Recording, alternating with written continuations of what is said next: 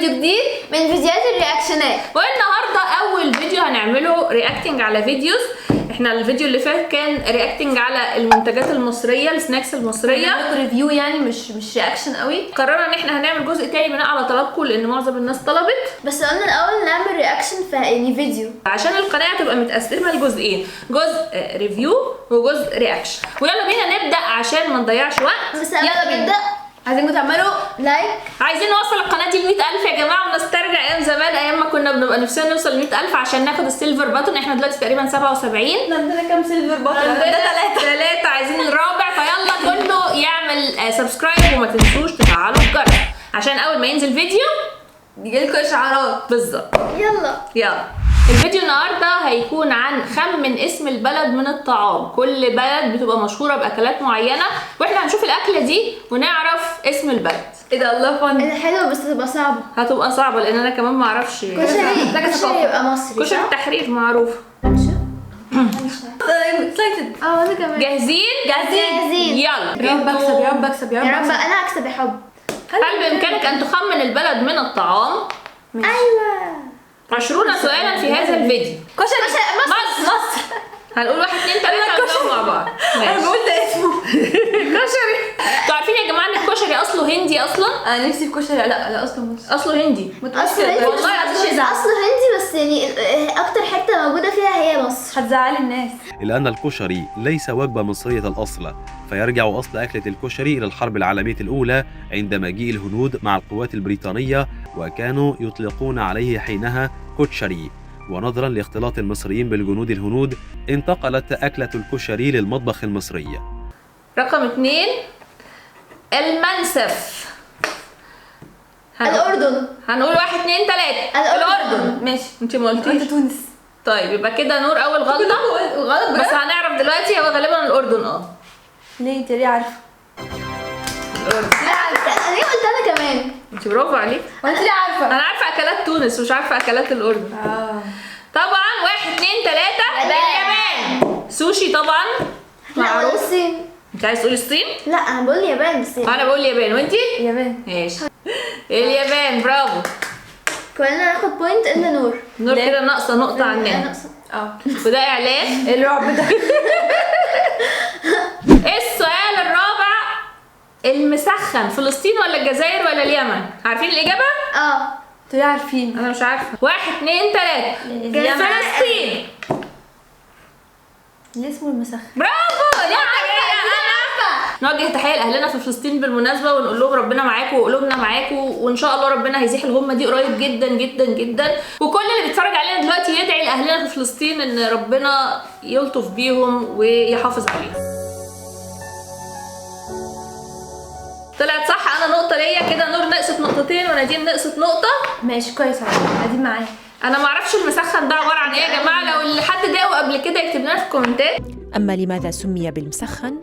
فذلك لأن الأرغفة هذه عادة ما تكون بائتة، فتسخن ويضاف إليها زيت الزيتون لتصبح طرية.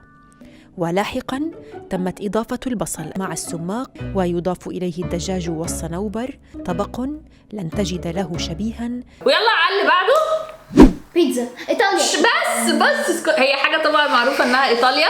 انا اسفه. ايطاليا بجد؟ يعني ايه فرنسا؟ فرنسا. ايطاليا. برافو. اللي بعده. شكلها حلو قوي. شكلها حلو قوي فعلا. شكلها مغري. احنا جعانين عايزين ناكل بيتزا. ماشي. المسقوف. السعوديه ولا العراق ولا السودان؟ يلا عارفين الاجابه؟ لا. هتقولوا اي اختراعات؟ طيب يلا 1 2 3. السودان. نور قالت العراق وانا ونادين قلنا السودان. احنا على فكره افكارنا واحده. صح. ايه ده؟ العراق. السمك المسقوف أو المشوي على الفحم من الأكلات العراقية الأصيلة، ويشترط في هذا الطبق أن يكون السمك نهريا لا بحريا. طيب نقطة راحت مني ونقطة من نادين، كده نقطتين من نادين. المندي. اليمن ولا مصر ولا المغرب؟ جاهزين؟ 1 2 3. اليمن. قالت المغرب. 3 نقط راحوا من نادين. معرفش يعني ايه مندي. اليمن. المندي اللي هو ده بالظبط.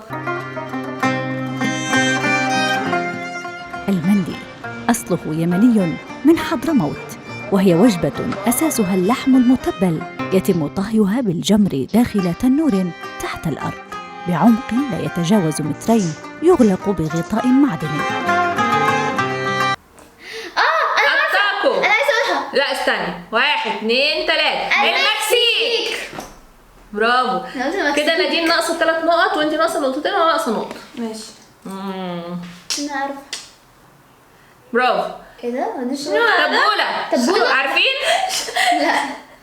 1 2 3 اللبنان ولا العمان؟ لا اللبنان. هي قالت اللبنان، هو مفيش حاجه بألف لام فهي هنعتبر ان هي قصدها لبنان. التبوله دي يا جماعه سلطه حلوه قوي، انا بحبها جدا. عمري ما عرفتها بس حاسه لبنان ده كانت موجوده في المطعم. البرجر. 1 2 اصبر ممكن افكر لحظه. تفكري هو ايه رقم 3 دي عشان مش عارفه اقرا. بلجيكا. مين ايه بلجيكا؟ بلد. 1 2 3 امريكا. هو مش ليه مش المانيا؟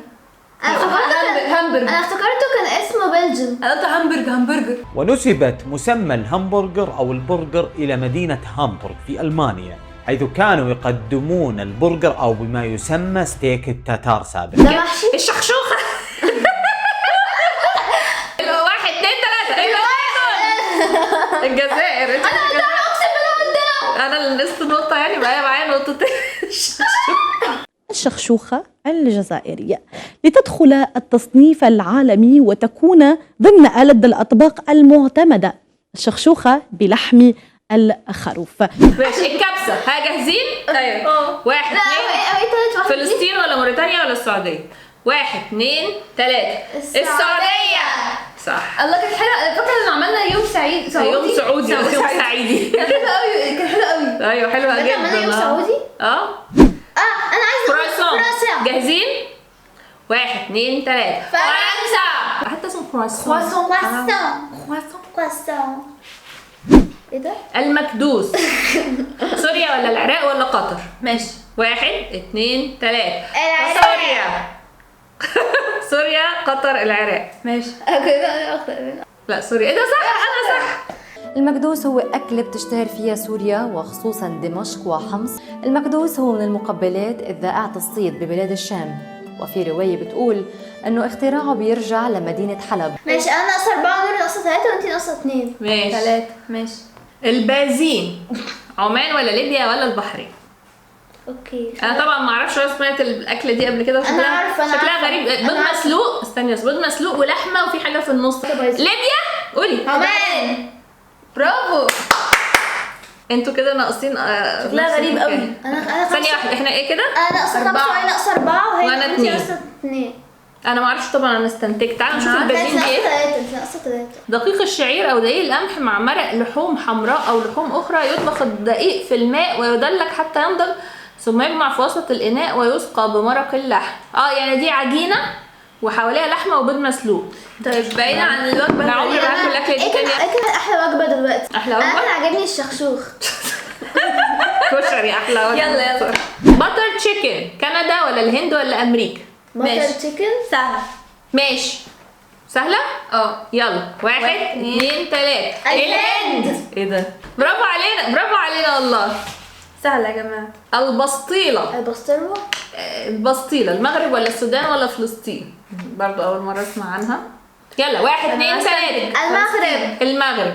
لان هما كان في سنوبر في البتاع مش عذر. المغرب. كده نور ونادين متعادلين وانت 2. وده مش جلاش.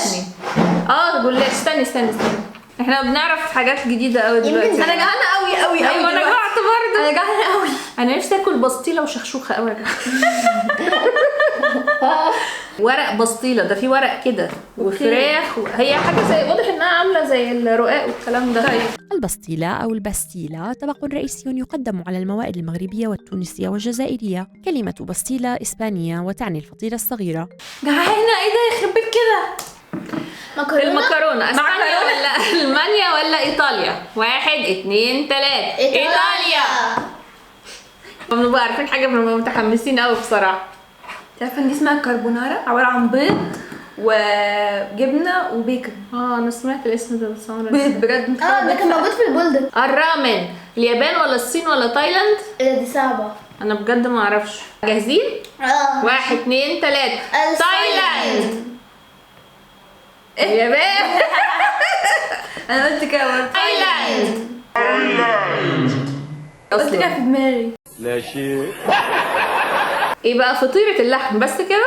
استراليا ولا امريكا ولا كندا؟ انت قلتي كده يعني عارفاها قوي؟ مش مكتوبة في الاوبشن. 1 2 3. كندا. ايه ده استراليا؟ انا عارفة ان الحاجات دي تبقى انجلترا. انا قلتها استراليا صح؟ اوكي تعالي بقى نشوف النتيجة بتاعتنا ايه. انا نقصت 5. هم 20، انت نقصتي 5 في 15. فبقيتي 15، بقيتي شاطر. انا نقصت 6. ليه مش نقصت 6؟ انت ونادين ناقصين 6. لا نور نقصت 6 عشان مبسوطة كده. عشان استراليا. ايوه في حاجة انت نقصتي فيها زيادة. صح اللي هي بتاعت الرامن دي. يبقى انت 6. ماشي. ونادين 5. يبقى انت يا نور 6 20 انت ناقصة 6 يبقى 14. انت شاطرة. انا شاطرة. ونادين ذكية وانا طبعا ذكية طبعا. وانت يا نور اللي هتتعاقبي دلوقتي. يا جماعة هي بالحظ يا جماعة. هتتعاقبي يا نور دلوقتي. انا بالحظ انت كده. انا اسفة يا نور هتتعاقبي وانا طيب لو عرفت بنتي يا جماعة. لا بس هتتعاقبي. شنو هذا؟ انت عايز تموتيني؟ انا اسفة والله يا نور. وكولي كمان يعني قعدت. انا اسفة والله. طب ممكن لو جيت لو عملت لا بالنبي ده حرام قوي. لا مش حرام، انت اللي خسرتي انا مالي. هتفوا في كل حتة زي الدم. لا اشربيه بلعيد. طب لو دفتيه هشربيه تاني. نقطة بجد اللي اكتر من كده بجد ممكن اموت فيه. لانه ممكن يكون اكسبايرد اصلا. لا اله الا الله ده اكسبايرد بقاله. لا مش اكسبايرد طبعا، ده تاريخ الانتاج. لا يا حبيبتي ده اكسبايرد طب بقاله بتاع 8 شهور. حصل.